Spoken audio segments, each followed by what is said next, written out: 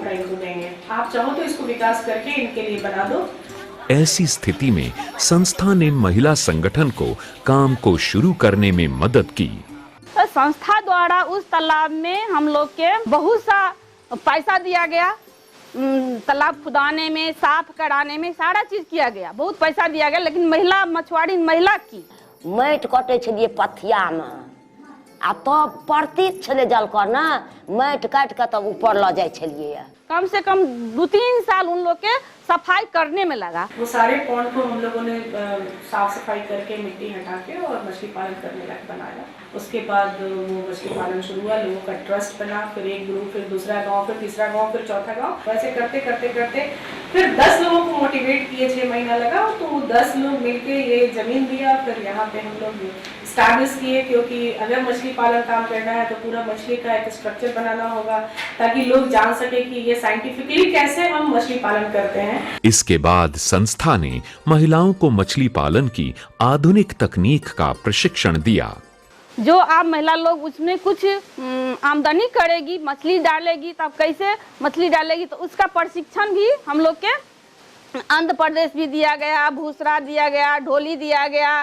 दीदी सब ट्रेनिंग देलखिन, जेना भेलै टूसा, ढोली, जेना भेलै पटना तऽ घर अंगना भऽ गेलै, जेना कलकत्ता, जेना मद्रास, कतऽ कतऽ लऽ गेलखिन तऽ ई सबमे सिखौलखिन। जितने कृषक लोग हैं हम लोगों से संपर्क करते हैं और उसको हम सही तरीक़ा से तकनीकी बताते रहते हैं कि आप अच्छा से अच्छा उत्पादन कैसे करें, वो हमसे संपर्क करें और मैं आप लोगों को उस तरीके से प्रशिक्षण दूंगा और उसी तौर तरीके से आप लोगों को मत्स्य पालन करना है। आ तब पोखर आरके साफ कऽ कऽ ओहिमे पानी दऽ कऽ से पानी के ओहिमे देला बादमे तब बच्चा डाललिए, तऽ दवाइ देलिए, तब दवाइ और दऽ कऽ तब बच्चा जखन हुअ लगलै नमहर 1 किलो वाला, 8 किलो वाला, 2 किलो वाला, तऽ निकालि एहिमे से खारिज करने गेलिए, बेचलिए। बेच के तब पोखर के जे पोखर के जर्सीमन होइ छलै से पोखर जर्सीमन राखि दै छलिए, आ जे अपन अथी मजूरी होइ छलै से निकालि सब गोटा मिल कऽ अपन खाइ छलिए, बाल बच्चा मिल कऽ गुजर केलक, से करै छलिए। अब शान से गुजर करै छी।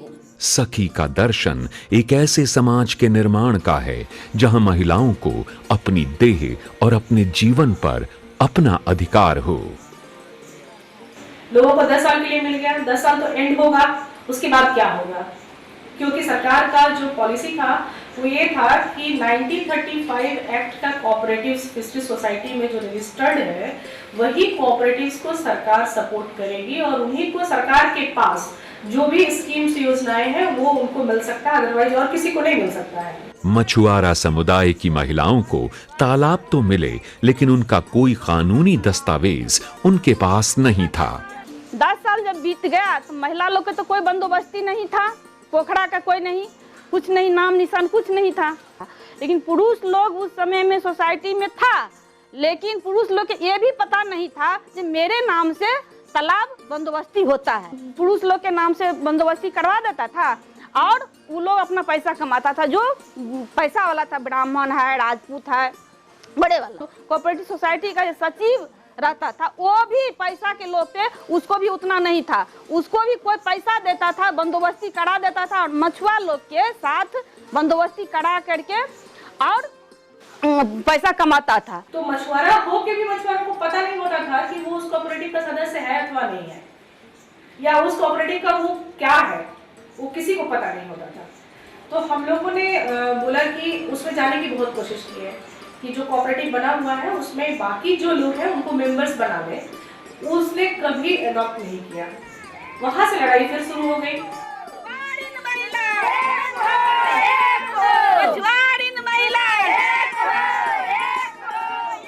महिलाओं और संगठन ने इस विरोध को चुनौती के रूप में स्वीकार किया।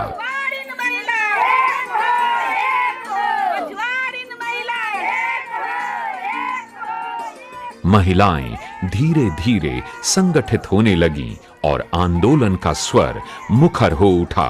पोखर पर अधिकार नहीं हुआ दैया तो वही लऽ हम सब से नारा लगौलू हन जे अधिकार हमरा आर का हुए। बड़ मेहनत केने छी, माटि कटने छी, टोकरी उठौने छी, लीढ़ी झिकने छी, जाल झिकै छी, जे मेहनत करने छी जे हमारा पोखर हुआ। अंततः ये समझ बनी कि ये संघर्ष मात्र महिलाओं का नहीं बल्कि संपूर्ण मछुआरा समाज का, उनके अधिकारों और विकास का था। जो मछुआरी महिलाएं हैं वो काफ़ी इकट्ठी थी, समूह उनका बना हुआ था, कोऑपरेटिव उनकी बनी हुई थी। लेकिन जो दिक्कत वो फेस कर रहे थे यहाँ पे, उनके साथ में सबसे बड़ी प्रॉब्लम थी कि कानूनी रूप से उनके पास में अभी तक अधिकार नहीं मिल पाया था। तो उस समय में जो कोऑपरेटिव इनकी थी, उनके जितने भी डॉक्यूमेंट्स थे वो अधूरे थे। बहुत दिनों से कोऑपरेटिव का लेखा जोखा नहीं किया गया था। तो वो सारी चीज़ें कंप्लीट करा करके, और हर्डल्स जो मेन था वहाँ पे सरकारी पदाधिकारियों से काम करवा लेना। सब कुछ लीगल रूप में सही था ज़मीनी स्तर पे, लेकिन जब सरकार के पास हम जाते थे इस चीज़ की बात करने के लिए, तो वहाँ पे सबसे बड़ी दिक्कत हमारी होती थी कि हर दिन कोई नया कानून हमें बताया जाता था कि आपका इस माध्यम से नहीं हो सकता है और ये तरीका है, इस तरह से होगा। तो लगभग 5-6 महीने हम लोगों को उस चीज़ों को ठीक करने में लगा। लड़ाई होते होते 2000 में उन्होंने तंग हो गए, या जो भी कह लीजिए, मतलब उनका हर्ट तो नहीं अलाउ कर रहा था, लेकिन फिर भी उन्होंने देखा कि ये महिलाएं तो पीछे बिल्कुल नहीं छोड़ रही हैं, जहाँ कहीं भी हैं, गेट गिराव हो रहा है, आंदोलन हो रहा है, तो इनको कुछ दे दो और चुप करा दो। तो उन्होंने फर्स्ट टाइम 2001 में 17 पॉइंट इनके नाम से, उस कोऑपरेटिव के नाम से अलॉट किया।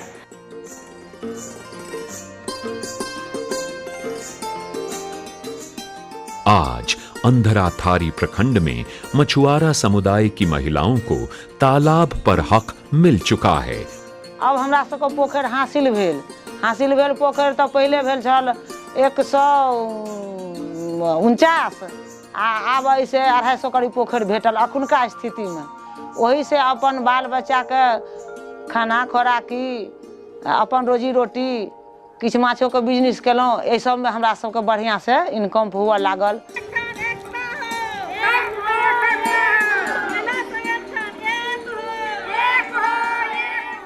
महिलाओं का परिश्रम रंग लाया और उनकी आर्थिक स्थिति में बदलाव आने लगा। पुरुषों लोग अपना पास में पहले तो खाए पिए छले, दुनियादारी अपन भटकै छले, बाहर में कमाई छले, ओन्ने गमबै छले।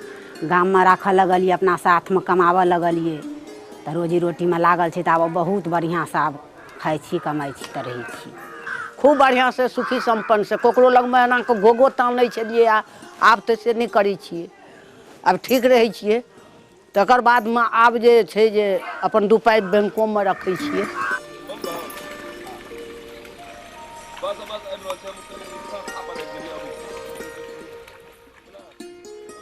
आपन पाइन और आपन माछ दोनों पर अधिकार प्राप्त करके वे न केवल स्वावलंबी और आत्मनिर्भर बन रही हैं, बल्कि अपने परिवार, समुदाय और समाज के उत्थान में भी महत्वपूर्ण भूमिका अदा कर रही हैं।